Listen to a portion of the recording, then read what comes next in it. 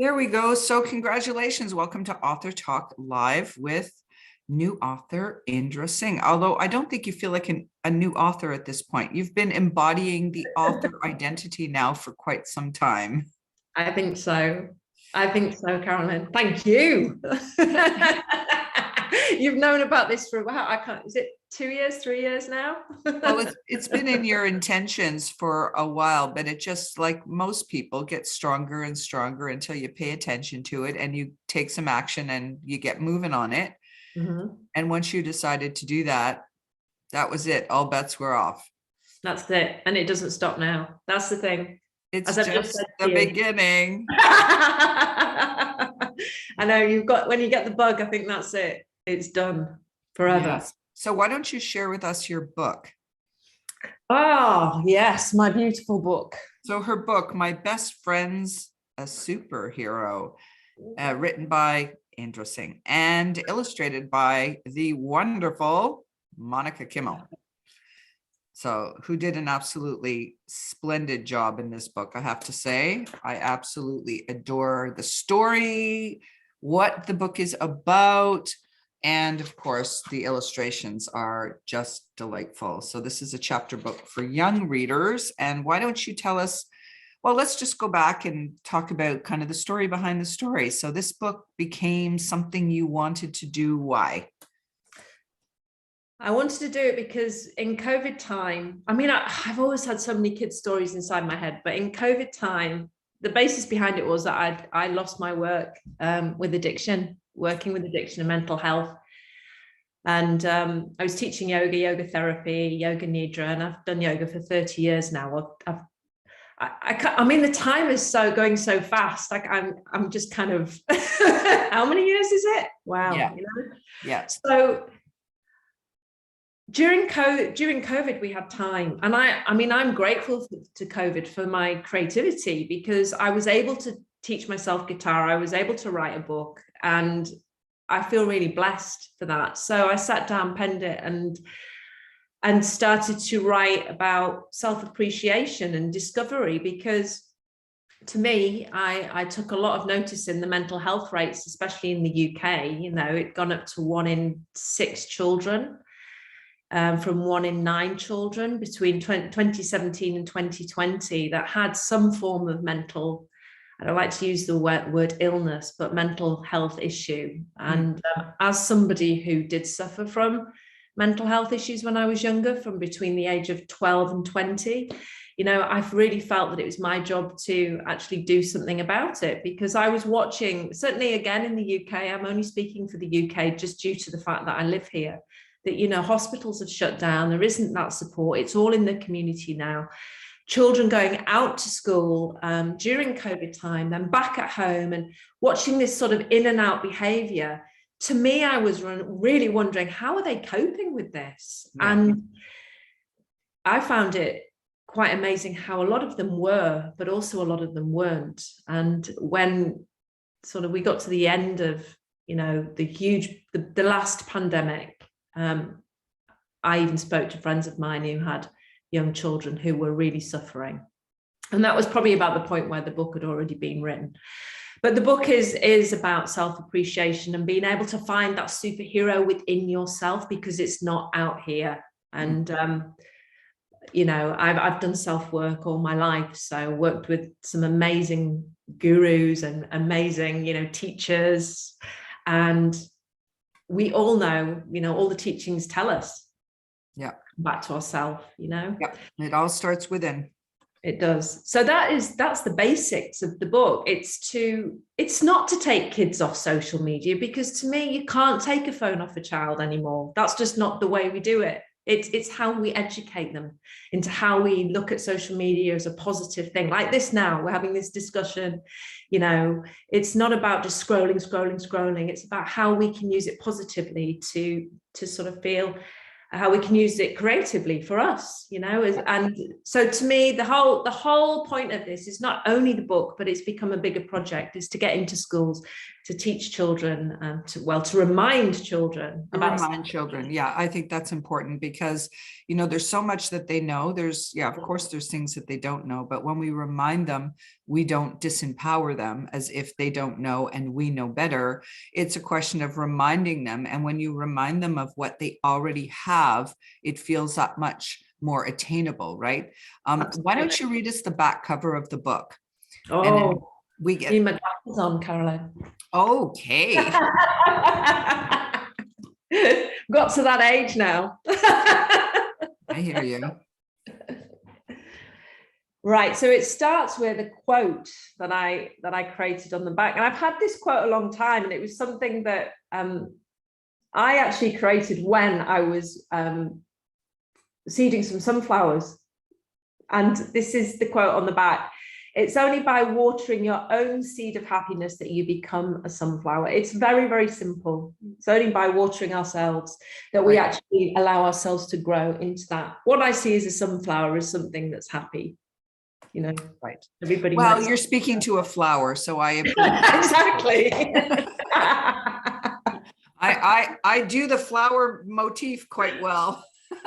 I know, it's beautiful. But yeah, it's lovely that that's your name. It's great. Yeah. Did you change that, or is it really yours? No, that's my name. That is all mine. It's a British name. Gorgeous. It comes from over your way. Learn something every day. Okay, so just as a bit of background, this book, not to sort of big up my ego, but this book is really the story of me. This is how I saw myself as a child, so here's the back cover. She was different. She always knew she was. Sometimes it was hard for her to believe that she was living amongst such strange humans here on planet Earth. And I still have to laugh at that one. The book really is so you, Indra. Absolutely.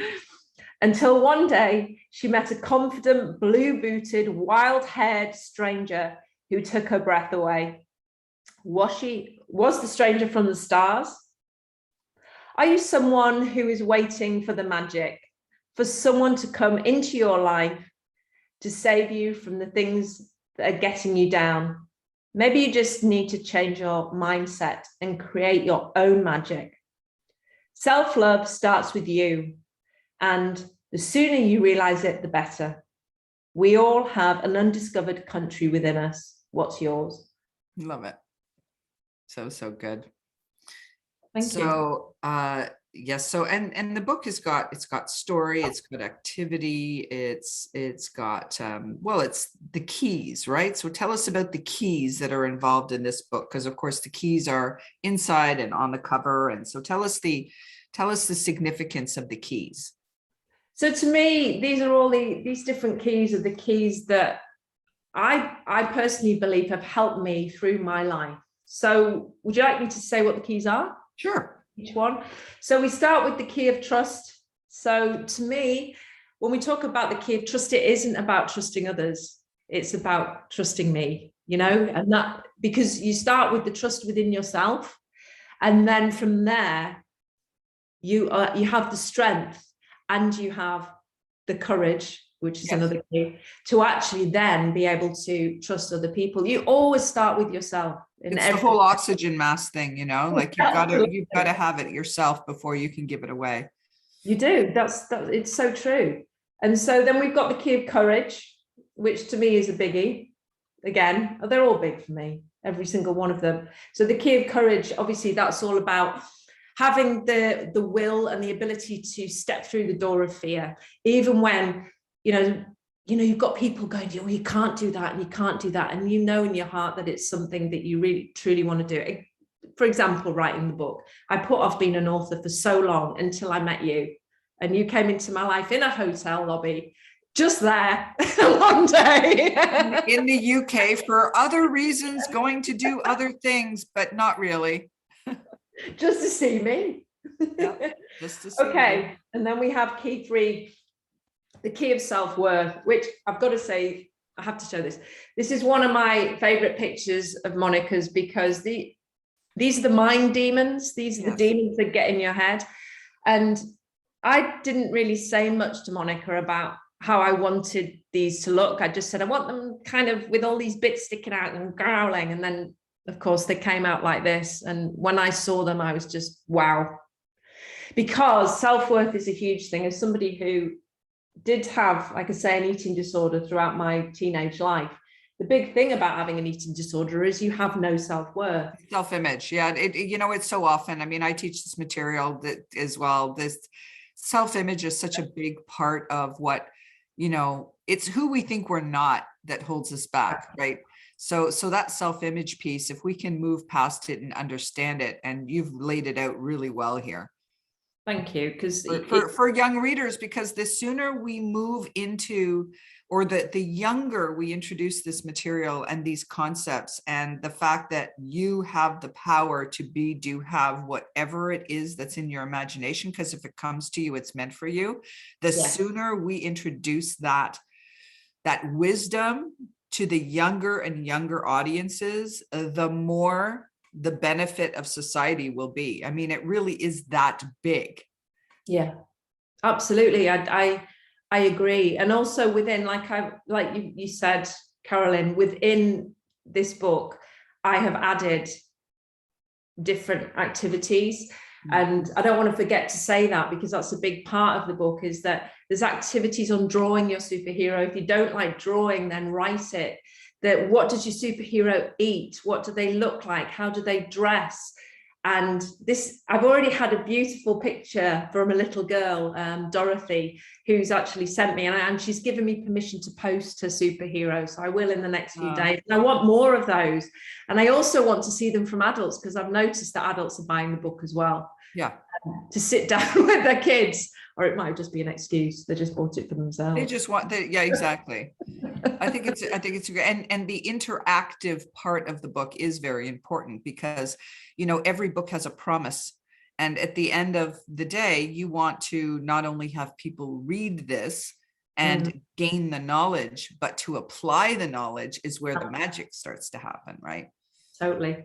Yeah. So we've got the next key, which is the key of wisdom. Now, I know we say wisdom comes with age, and yeah, it does. But to me, children come into this world to me with so much wisdom. I mean, you hear children speaking and you think, where did they get that from? So, it's acknowledging our kids for what they are able to teach us as well, you know, because we sometimes just tell them to shut up. You don't know. And they do know. And I think they need to be heard a lot more than sometimes they are. Yeah. Maybe parents are getting better at that now, but young children know a lot. I was just talking to somebody yesterday about how a child from the age of 1 to 7 will put on a superhero outfit, will jump off a wall and truly believe that they are that superhero. And there is nothing about it other than the fact they are that superhero. Then something after about the age of 7 clicks in and tells them they're not that superhero. Well, that's where their self-image gets locked in, right? I mean, that's what the research and the science tells us. Bruce Lipton talks about that all the time, Dr. Bruce Lipton, and that's the age where the environment in which children are, and the external influences that they receive up until about the time they're that age will then start to shape and mold their self-image. So they live as if, we do those exercises now to be able to imagine what it feels like with the wish fulfilled, which is what I do with authors even, right? What does it feel like now that the book is written and the book is still in your head, but you want to imagine yourself what it feels like now that the wish, whatever that wish is for you, is fulfilled. And kids do that innately. They imagine themselves to be all sorts of people, things. They do this, they act as if they do that naturally, but it's their environment that strips them of all of that and forces them to think, inside of a box, and this is what you can achieve and this is what you can't. And then they start growing up with those limiting beliefs. Yeah. So this book really uncovers a lot of those principles. So great book for adults and kids alike, because mom and dad are going to actually, gain a little bit of insight as well. Absolutely. Yeah. And then we've got quickly just got the fifth key is the key of intuition. I'm sorry, is the key of communication, which is obviously something we all need for all ages. And then the last one is intuition, because intuition is something we use on a regular basis to, to support us in life. To be able to listen to ourselves is huge, and follow that creative energy that is, we talk about it so much, and that's something you do, is follow that creative, that vibe, and getting more people to do that. So, and goes right back to key number one of trusting that intuition is guiding you exactly where you're meant to go, instead of dismissing it, which so many people do. Absolutely. Yeah. So those are the 6 keys, and the workshops that I intend to run will all be guided by those 6 keys. So obviously we'll do the activities from the book, but they will be guided by those 6 keys, and that's what I'll be working on. So that's my next step is, I had a great article out yesterday in one of the papers. Yes, it was fantastic. And I was really happy about that. And there's a few more coming out. And the next thing is to really grab the schools now and to go with it. And, that's the whole point behind it, is to help heal a lot of this that's going on in society now.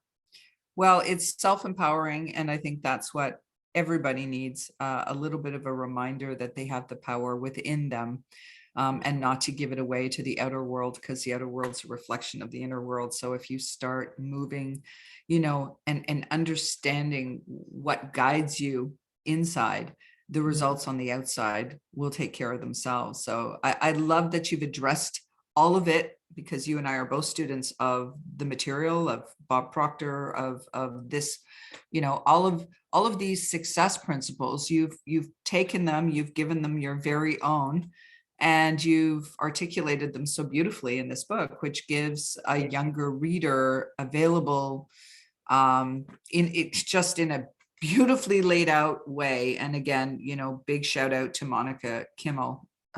She's just done a splendid job of capturing the essence of what this book is about, but Indra as well, because that is part of an illustrator's challenge, is to not only capture the vision you have for the imagery in your book, but to capture the essence of the author at the same time. And she's done both so beautifully. That particular picture that you held up there is actually my dream home that she put into image, and I just expressed that in the book. The beautiful natural swimming pool and the trees and the tree houses and the swing bridge and all those stuff. That's my dream house, and when I saw it drawn, I was like, wow, there it is. Jump in. It's like Mary Poppins, when Mary Poppins jumps in the picture, in the image. I feel like that. So she's done a great job. Yeah. So it's been an odyssey for you, not just for, to be able to express this to a young reader or their parents, but it's been an odyssey for you too, right? Because that's what happens. The author has to take the journey first. Totally. Yeah. I still am. Always. And as I said to you earlier, I think I'm putting it out there, and I'm not frightened to express this, that there is that sense of vulnerability, because you're putting out something that you've held inside of you, along with many other stories, but obviously one of them has to come out in some way, shape or form. Yes. And it's come out, and it's now, I remember you one day said to me, you have to let this go now. You're like holding on for dear life, like, oh. So it happens to all. It's so common, because, well, listen, it's a very personal project. Book writing is very, very personal. That's why a lot of people don't do it. They don't do it because they don't want to encounter the vulnerabilities. They don't want to feel those feelings. But I mean, it's a journey of self-development, writing books. That it's not about just taking a bunch of words and throwing them on a page. The resistance people feel is real. They don't want to, because they know what's coming. They know that they're in this process of uncovering their own, their own self.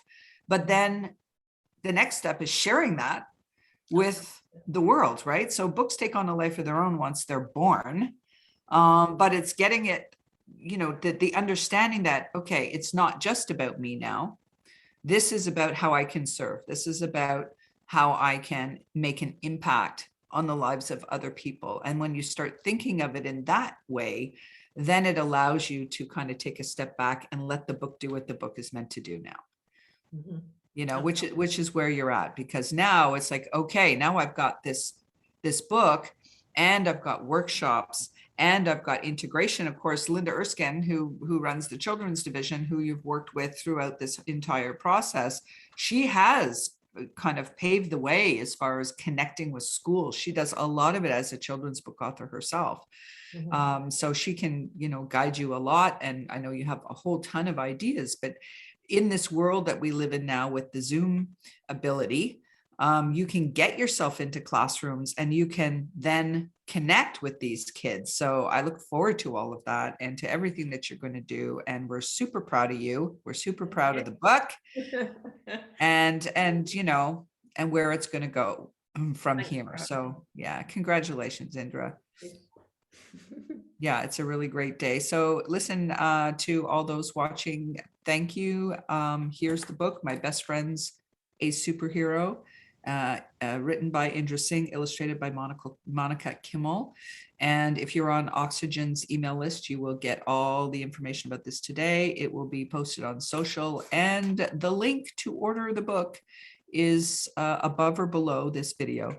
And it goes right to Indra's website, which is also magically created by Steve Walters at Oxygen. And just go and meet Indra. Go reach out to Indra. Go find her on social media. She's on Instagram. She's on Facebook.